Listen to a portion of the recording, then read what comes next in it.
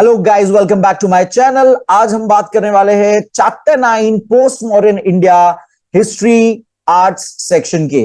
अब तक हमने देख लिया, हमने हड़प्पन सिविलाइजेशन से स्टार्ट करते हुए टोटल 2000 इयर्स कवर कर लिए हैं। आज का चैप्टर छोटा भले है लेकिन बहुत इंपॉर्टेंट है। ट्रांजिटरी चैप्टर इसको मैं कहूंगा, ट्रांजिटरी फेज है ये पूरा, जिसमें हम before common era that is BCE, before the birth of Christ, जहां पे हमने हमारी टाइमलाइन सेट की हुई है, वहां से क्रॉस करके कॉमन इरा में एंटर हो जाएंगे। बीसीई से हम common era that is CE में आ जाएंगे इस चैप्टर में। तो मौर्यन एम्पायर जो सबसे बड़ा पहला एम्पायर जो था इंडिया का, इतना बड़ा रूल था, अशोका राजा, चंद्रगुप्त मौर्य, ये सारे सबके बारे में हमने हिस्ट्री जान ली है। और उसके जाने के बाद जो होता है, जैसे डिक्लाइन हो जाता है मौर्यन एम्पायर, उसके बाद क्या होता है वो हम देखेंगे। और BCE that is before common इरा से एंटर करेंगे कॉमन इरा में। ओके, बहुत ही छोटा सा चैप्टर है लेकिन बहुत ही इंपॉर्टेंट चैप्टर है। Let's start. Magadha was the first empire of India. A stable and systematic administration was set up during the Mauryan period. We studied this in the previous lesson. After Emperor Ashoka, due to the internal conflicts, this empire became weak.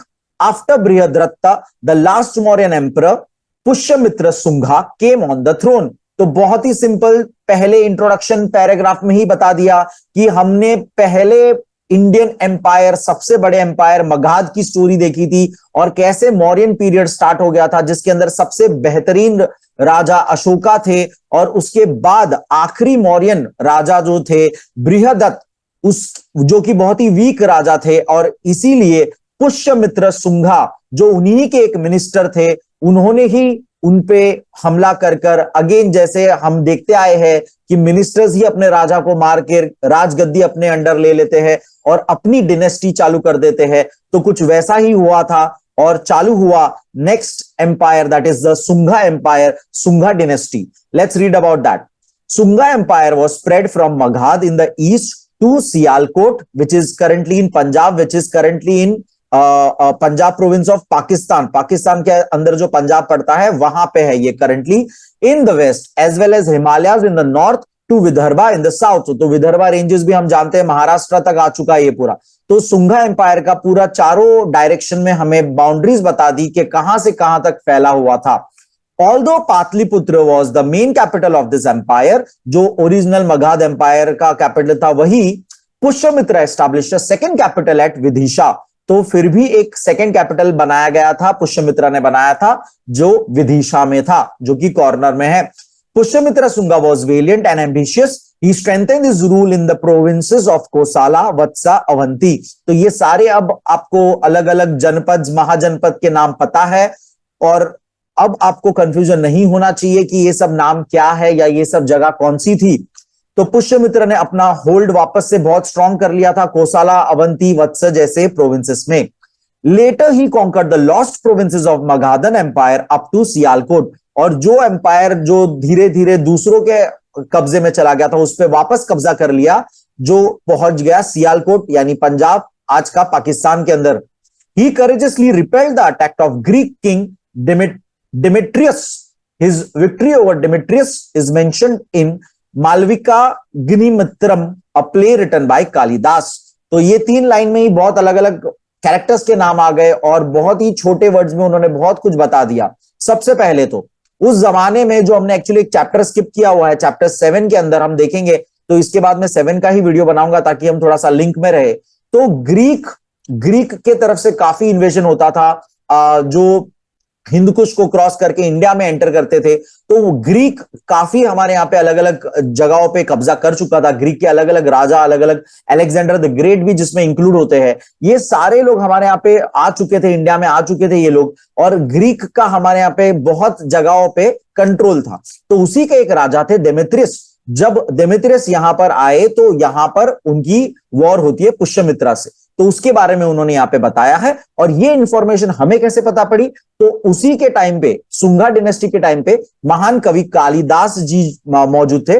उन्होंने एक play लिखा था। कालिदास जी ने बहुत बेहतरीन 3-4 place लिखे थे, जो और बहुत सारी कविताएं अलग अलग लिखी थी, जिसमें से एक है मालविकम गिनिमित्रम। तो बहुत ही लॉन्ग वर्ड है, स्पेलिंग याद कर लीजिएगा इसे। तो उसके अंदर ये मेंशन्ड है कि हमारे राजा ने यहां पर, जो सुंगा डायनेस्टी के राजा है पुष्यमित्र, उन्होंने ग्रीक राजा को अटैक में अच्छा खासा जवाब दिया था। After establishing his rule over north India and some parts of south India, Pushyamitra twice perform the Ashvamedha sacrifice to proclaim himself as a powerful king. Now Ashvamedha का मतलब भी हम पहले जान चुके हैं, जिसके अंदर हम एक राजा 1 साल के लिए घोड़ा अपना छोड़ देता है अलग अलग रीजन्स में, और जितने रीजन्स में वो उनके वॉरियर्स के साथ, राजा के वॉरियर्स के साथ घूमता है और कोई उसे डिफीट नहीं कर पाता है, तो लास्ट में जब वो वापस रिटर्न आता है तो उस घोड़े को सैक्रिफाइस किया जाता है। तो पुष्यमित्र ने 2 बार अश्वमेधा सैक्रिफाइस चालू किया था। नाउ अगर आपको याद होगा तो अशोका के टाइम पे ये सारी चीजें फिर से बंद हो चुकी थी, जिसमें एनिमल सैक्रिफाइस वगैरह बैन कर दिया गया था, क्योंकि बुद्धिज्म और ये सब ज्यादा फॉलो करने लग गए थे। लेकिन पुष्यमित्र ने वापस ये सारी चीजें चालू की जो वैदिक टाइम्स में हमने देखी थी। तो ये एक इंपॉर्टेंट फिर से चेंज है। Pushyamitra revived the Vedic sacrificial system which had lost its significance during the Mauryan period। तो वही बात जस्ट मैंने आपको अभी बताई कि मौर्यन पीरियड में जो वैदिक रिचुअल्स थे वो जो अपनी hold from the society loose कर चुके थे, जैसे कि एनिमल सैक्रिफाइस, ये सारी चीजें बंद कर बैन हो गई थी, उसको फिर से चालू किया पुष्यमित्र ने। The Garuda pillar of Heliodorus at Besnagar Vidisha indicates that there were some Greek followers of Vaishnavism। Now again ये एक लाइन में बहुत कुछ डिटेल आ गई है, तो अगेन इसको ब्रेक डाउन करते। पहले तो हेलिडोरस एक ग्रीक राइटर थे जिन्होंने ये विदिशा में एक जगह है, विदिशा रीजन में एक जगह है बेजनगर, वहां पर एक पिलर है जिसके ऊपर एक गरुड़ था। ओके, तो उसके ऊपर इंस्क्रिप्शंस है और वो इंस्क्रिप्शंस को और उस पूरे पिलर को हेलिडोरस पिलर के नाम से भी जाना जाता है। तो उसके बारे में पहले तो यहां पर हम बात करेंगे कि ये एक इंडिकेटर है जिसमें सुंगा एम्पायर ने वो पिलर बनाया था, जिसमें वो बताते थे कि वैष्णविज्म को फॉलो करते थे। वैष्णविज्म क्या है अब वो जानते हैं। वैष्णविज्म को विष्णुइज्म भी कहा जाता है। इसके अंदर हिंदुइज्म के अंदर विष्णुइज्म यानी कि जो विष्णु भगवान और उनके अलग अलग अवतार को जो मानते हैं, अलग अलग अवतार को जो पूजते हैं, उसे वैष्णविज्म के फॉलोअर्स कहे जाते हैं। तो ये जो पिलर था, it is just an again an architectural indication कि ये कितने दूर तक फैले थे, और वो अपना जैसे कि अशोकन पिलर्स बुद्धिज्म फैलाते थे, वैसा ही ये एक पिलर है, गरुड़ पिलर या हेलिडोरस पिलर के नाम से भी जाना जाता है। Literature in Sanskrit language was encourage during the Sunga period. Literature को बहुत ज्यादा एनकरेजमेंट दिया गया था सुंगा पीरियड के टाइम पे। To review the changes in Sanskrit language, Patanjali wrote the Mahabhyasa based on Panini's Ashtadhyayi. Again 2 line के अंदर फिर से बहुत सारे कैरेक्टर। हमें पहले ही पता है कि पानिनी जिन्होंने ग्रामर के ऊपर बहुत ही स्कॉलरी किताब लिखी थी जिसे अष्टाध्यायी नाम दिया गया है, उसको सिंपल फॉर्म में पतंजलि नाम आप सबको पता होगा। पतंजलि प्रोडक्ट्स जो है, उन जो सेज के ऊपर नाम है पतंजलि, उन्होंने सुंगा डायनेस्टी के टाइम पे पानिनी की किताब जो थी अष्टाध्यायी, उसको सिंपल और ज्यादा बेटर जो लोगों तक और ज्यादा फैला सके वैसे लैंग्वेज में, वैसे तरीके से संस्कृत लैंग्वेज में उन्होंने लिखी, महाभाष्या जिसका नाम है। According to some scholars, there were many new additions made in the original text of Mahabharata during this period। तो महाभारत के टेक्स्ट में बहुत सारे एडिशन किए गए थे इन राइटिंग, ऐसा भी कुछ स्कॉलर्स हिस्टोरियंस का मानना है। The Manusmriti was composed during this period। Again एक ही लाइन में हमें बताया गया मनुस्मृति यानी कि मैन्यूस्क्रिप्ट्स, बहुत सारे जो अलग अलग सेज, अलग अलग ऋषि मुनियों ने लिखी थी, उसको पूरा कंपाइल किया गया था इस पीरियड के दौरान, जिसके अंदर लिखा गया है कि कैसे अलग अलग का वर्ण सिस्टम है, कैसे क्या हिंदुत्व में क्या फॉलो करना है, क्या चीजें करनी है, ये सारा पूरा कंपाइल किया गया था। मनुस्मृति एक किताब अब पूरी बन चुकी है। Along with literature, the Sunga's contribution in the field of art is also important। The stupas at Sanchi and Bharut, Garuda pillar at Beznagar are excellent examples of art during this period। तो Garuda pillar के बारे में हम पहले ही अभी बात कर चुके हैं। सांची स्तूपा भी हमें पता है जो मौर्यन टाइम पे बनाया गया था, उसको इन्होंने काफी फिर से उसके ऊपर रिवर्क किया, रिकंस्ट्रक्शन किया और उसको बड़ा बना दिया। तो अच्छा, एक स्टोरी में इसका जब रिसर्च कर रहा था तो एक मैंने पढ़ी थी कि पुष्यमित्रा, माना जाता है कि पुष्यमित्रा एक्चुअल में बुद्धिज्म के बहुत खिलाफ थे ओरिजिनली। तो जब वो पावर में आए तो उन्होंने पहले तो ये सारी चीजें चालू कर दी, एनिमल सेक्रीफाइस वगैरह चालू कर दिया, जो कि वैदिक पीरियड का कल्चर था। और बुद्धिस्ट लोग को, मॉन्क लोग को मारना चालू कर दिया। वो अलग अलग ऐसी स्कीम्स ये करते थे कि जो मॉन्क के सर काट के मुझे ला देगा उसे इनाम मिलेंगे। ये सारी चीज पुष्यमित्र ने की थी। तो ये एक मैंने रिसर्च में थोड़ा सा पढ़ा था। लेकिन सुंगा डिनेस्टी है पूरी, तो पुष्यमित्र के बाद बहुत सारे अलग अलग राजा आते हैं जिन्होंने बाद में आगे जाकर बुद्धिज्म को फॉलो किया, और सांची स्तूपा, फिर गरुड़ पिलर और बारूट में जो अलग अलग स्तूपा है, इस सबको रिकंस्ट्रक्ट किया, रेनोवेट किया, और और बेटर एडिशंस कर दिए सांची स्तूपा में, अलग अलग पिलर्स वगैरह बनाकर और अपने इंस्क्रिप्शंस लिख के। Okay, the last king of Sunga dynasty, Devabhuti, was not an efficient king. His minister Vasudeva killed him and established the Kanva dynasty. This incident is described in the Harsha Charitra by Bhanabhat. तो again जैसे कि होते आया अभी तक, हमने इतनी बार अब देख लिया है कि मिनिस्टर वगैरह ही अपने राजा, मंत्री वगैरह ही अपने राजा वगैरह को मारकर, जब राजा केपेबल नहीं होता है उसको मारकर खुद अपनी डायनेस्टी चालू करते हैं। तो कुछ वैसा ही हुआ। सुंगा डिनेस्टी के जो आखिरी राजा थे देवभूति, वो एक एफिशिएंट किंग नहीं थे, तो उसी के मिनिस्टर वासुदेव ने उसे मारकर अपनी खुद की नाम की डायनेस्टी, दैट इज कानवा डायनेस्टी चालू कर दी। ओके, और ये हमें कैसे पता पड़ता है? तो अगेन ये नाम हम पढ़ चुके हैं, बाना भट्ट जो उस टाइम के पोएट रह चुके हैं उस टाइम पे, तो उन्होंने जो हर्ष चरित्र लिखी थी उसमें ये इंसिडेंट मेंशन्ड है। नेक्स्ट दूसरा एक एम्पायर वहां पे था, rise of the Satavahana empire. After the Mauryans, the Sunga dynasty established itself in the north, whereas in the south, the Satvahana dynasty rose to power. तो अब आपको पहले तो ये समझना है कि मौर्यन एम्पायर बहुत वास्ट था, बहुत बड़ा था। तो टूवर्ड्स द नॉर्थ की तरफ सुंगा डिनेस्टी थी, लेकिन टूवर्ड्स द साउथ की तरफ सतवाहना करके एक अलग ही डिनेस्टी चालू थी उसी टाइम पे, पैरेलल चल रही थी ये थोड़ी सी। ये आपको थोड़ा सा लॉजिक समझना है। Now the disintegration of Mauryan Empire created a favorable atmosphere for the rise of new powers. तो जैसे ही मौर्यन एम्पायर टूट रहा था, डिसइंटीग्रेट हो रहा था, टुकड़े टुकड़ों में बट रहा था, एक बहुत सारे नए नए एम्पायर्स के लिए जगह बन रही थी। Satavahanas are mentioned as the earliest ruling dynasty in Maharashtra. तो अब हम थोड़े साउथ यानी कि महाराष्ट्र और कर्नाटका, तेलंगाना, आंध्र प्रदेश की तरफ आ चुके हैं। महाराष्ट्र में अगर सबसे अर्लीस्ट डिनेस्टी कोई है तो उसे सतवाहना डिनेस्टी हम कहते हैं। Initially the Satavahana ruler came to rise in Nashik, Pune, Aurangabad and later spread in the vast region of Maharashtra. तो ये लाइन अंडरलाइन कर लीजिएगा, कहां से उनकी शुरुआत होती है और कितना फिर वो फैलते जाते हैं। नासिक, पुणे, औरंगाबाद से उन्होंने शुरुआत की और फिर धीरे धीरे पूरे महाराष्ट्र, आंध्र प्रदेश और कर्नाटका तक वो फैल गए। पैथान इन महाराष्ट्र जो एक जगह है, was the capital of Satavahanas. तो पैथान कैपिटल था उनका। The Puranas mention the Andhras और the Andhra Bhrutyas।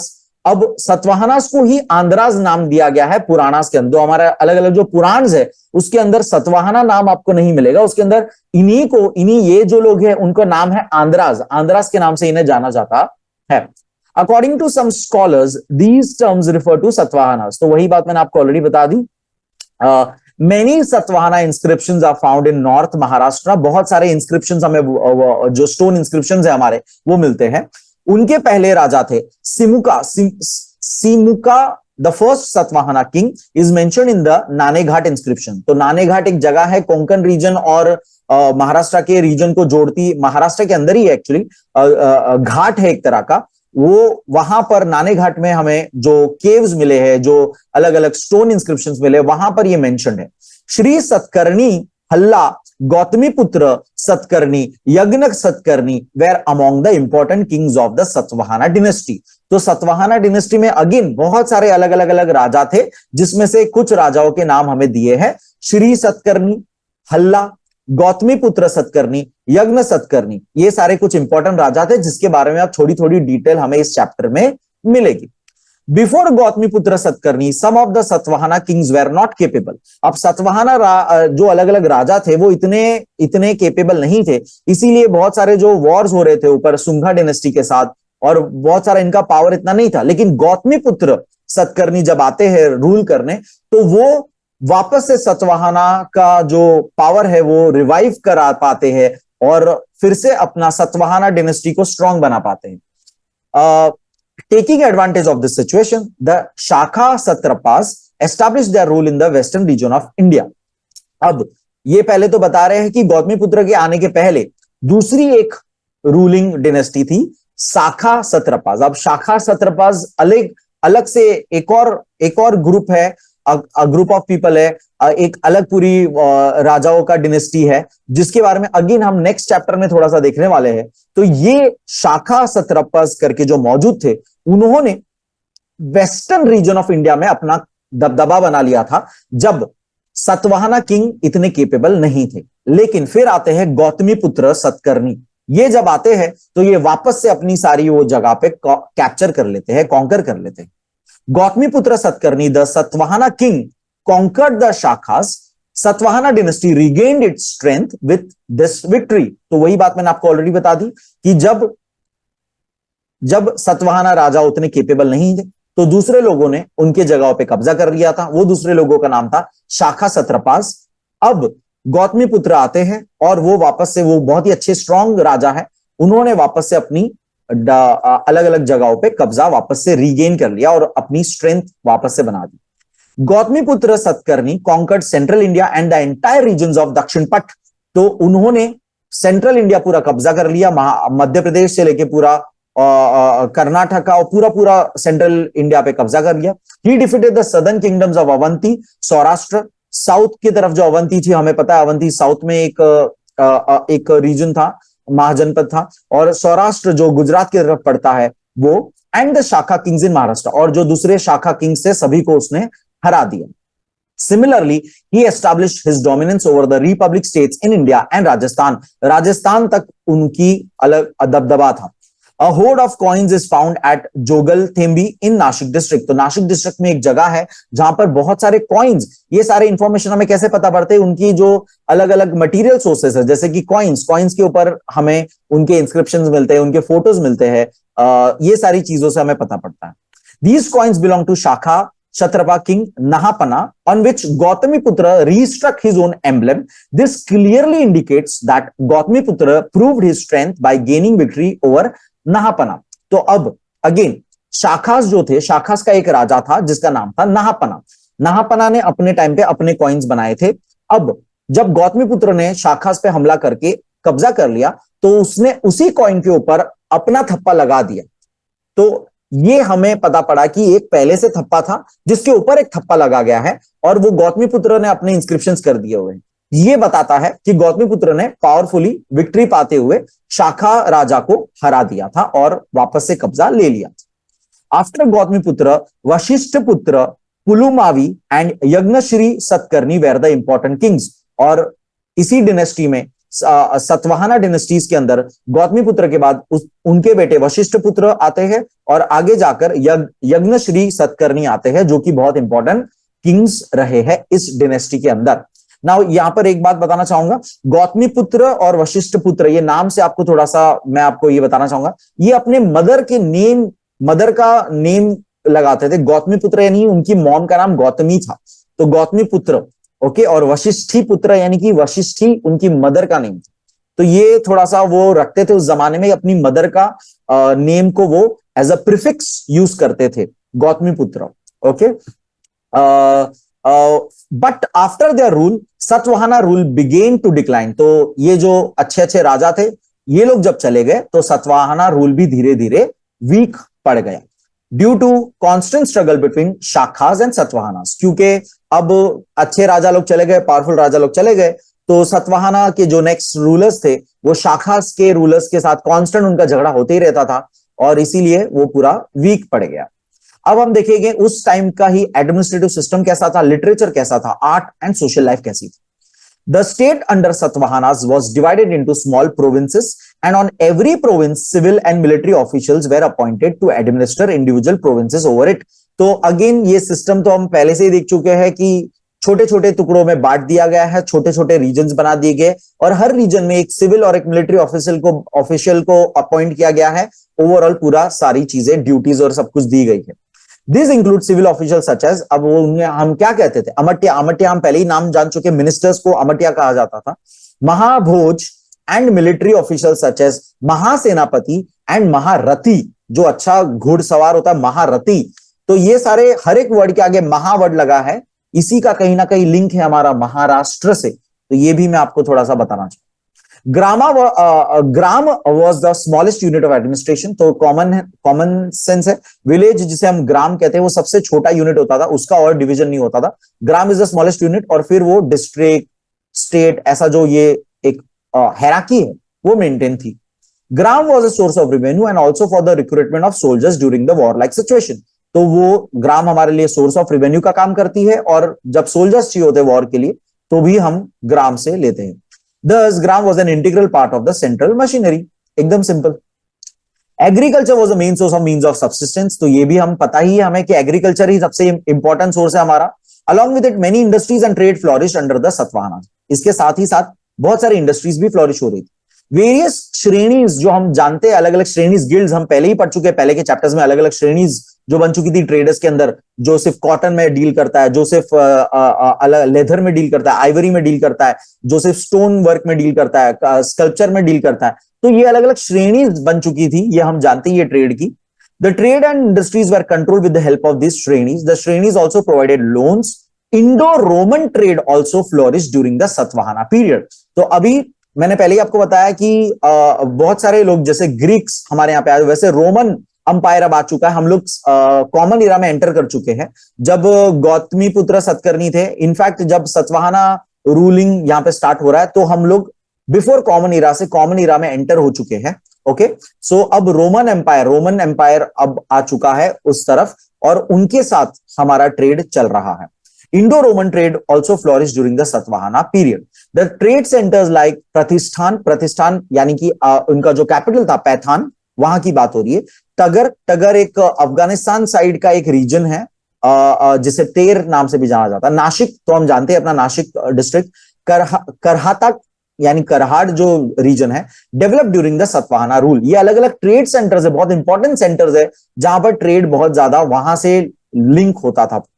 Turgor and Pratishthan are mentioned in the Periplus of the Erythraean Sea. Now Periplus of the Erythraean Sea एक ग्रीक राइटर का एक किताब है, again एक मैन्युस्क्रिप्ट है, जिसके अंदर ये दो ट्रेड रीजन का वर्णन किया गया है। जैसे हमारे यहाँ पे बुद्धिस्ट और जैनिज्म टेक्स्ट के अंदर हमें अलग अलग, पुराणास के अंदर अलग अलग राजाओं के राज का वर्णन मिलता है, वैसे अब हमारे यहाँ पे ग्रीक, रोमन, ये सारे लोग हमारे यहाँ पे आते थे।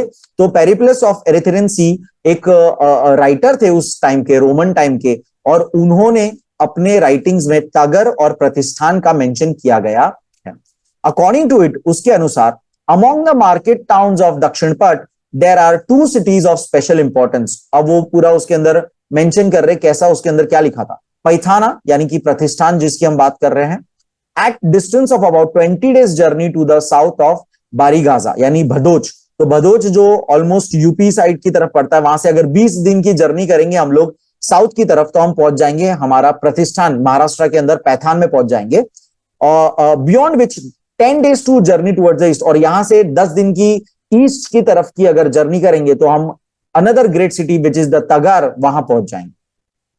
Carnelian is transported in great quantity from Paithan to Bharuch, और कार्नेलियन एक तरह का सेमी प्रीशियस स्टोन था, लाल कलर का, ये फोटोज आप देख सकते हो, जैसे कि ये ट्रांसपोर्ट किया जाता था बहुत बड़ी मात्रा में पैथान से भदोच के बीच में। There are no permanent roads built for this purpose, कोई परमानेंट रोड्स नहीं बने थे, कच्चे रोड थे, वैसे वहीं से ट्रेड होता था, but only untreated tracks.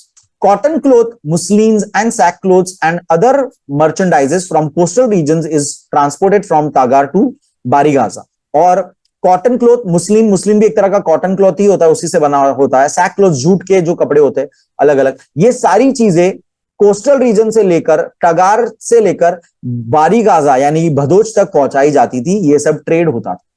Various artisan such as कुलारिका यानी कि पॉटर, पॉट बनाने वाले, तिलपिशाका यानी कि ऑयल मिलर, तिल यानी कि तिल से ऑयल निकालने वाले, तिलपिशाका, कोलिका यानी कि वीवर जो कपड़ों का डील करते हैं, वीव करते हैं, are mentioned in the inscriptions at Nashik and Junnar. तो ये दोनों ही हमारे महाराष्ट्र की जो रीजन्स है वहां पर इंस्क्रिप्शन जो हमें मिले उनके बारे में यहाँ पे दिया गया है। Pliny mentions 30 fortified cities that existed in Satvahana kingdom। अब प्लिनी अगेन रोमन टाइम का एक राइटर था, उन्होंने मेंशन किया है अपने राइटिंग में कि सतवाहना किंगडम में टोटल 30 सिटीज थे जो फोर्टिफिकेशन के साथ थे। आई होप सबको फोर्टिफिकेशन का मतलब अब पता है, जल्दी से कमेंट में बताइए मुझे। The coins found during the excavations at the archaeological sites of these cities are indicator of the well-developed trade during this period। तो हमें इस जमाने के बहुत सारे अलग अलग तरह के कॉइन्स मिले हैं, जो ये थ्रू आउट आप वीडियो में फोटोज देख रहे हो, ये सारे कॉइन्स हमें उस जमाने में मिले थे और उसके ऊपर के इंस्क्रिप्शन से हमें इसके बारे में डिटेल्स मिलती है।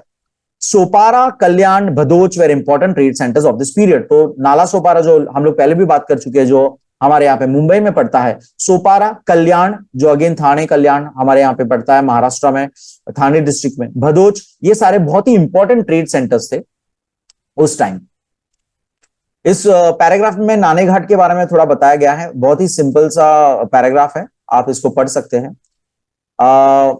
ये कॉइन है उसका हम थोड़ा पढ़ेंगे। कॉइन के ऊपर आपको बोट का इमेज मिलेगा। तो ये जो सतवाहना किंग जो थे पुलुमावी, उनके टाइम का ये कॉइन है जो हमें बताता है कि उन्होंने नेवल फ्लीट अपनी अच्छी खासी बनाई थी, बहुत स्ट्रांग, और ट्रेड वगैरह काफी वो अच्छा करते थे। तो वो एक फोटो है।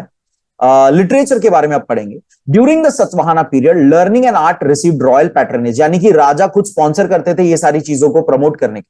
प्राकृत language and literature flourish during the Satavahana period, बहुत ज्यादा अच्छा खासा लिटरेचर बन रहा था और बहुत ज्यादा उस चीज को प्रमोट किया जा रहा था।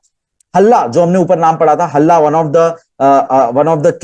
The good king, strong king during the Satavahana period, उन्होंने ये the 17th king of the Satavahana, 17th number के किंग है, तो डिनेस्टी के अंदर 17वें नंबर के राजा है ये।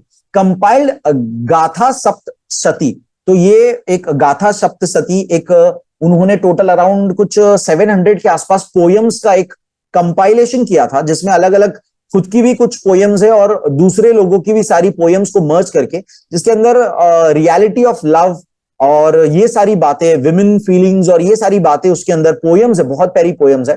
कुछ पोयम्स ऑनलाइन इंग्लिश में ट्रांसलेशन में मिल रही है, वो उसको आप जरूर रेफर करिएगा। गथा सप्तशती, गथा तो गाथा एक्चुअली पढ़ा जाएगा इसको, गाथा हम कहते हैं ना, गाथा। तो ये गाथा सप्तशती, ये पूरी एक किताब है जिसके अंदर पोयम्स और ये सारी चीजें कंपाइल की गई थी bye the raja Hala. Gunadhya, a minister in his court, उन्हीं के कोर्ट में एक मिनिस्टर था गुणाध्या, उन्होंने भी एक किताब लिखी थी। रोट एन इनकंपैरेबल टेक्स्ट नेम बृहत कथा इन अ प्राकृत लैंग्वेज कॉल्ड पैशाची। तो उन्होंने बृहत कथा ये लिखी, जो कि एक not so famous Prakrit language थी पैशाची करके, उस भाषा में उन्होंने ये एक टेक्स्ट लिखा, गुणाध्या, जो कि एक मिनिस्टर थे हल्ला के कोर्ट में। Sarvavarma wrote a treatise on Sanskrit grammar named कांतंत्र।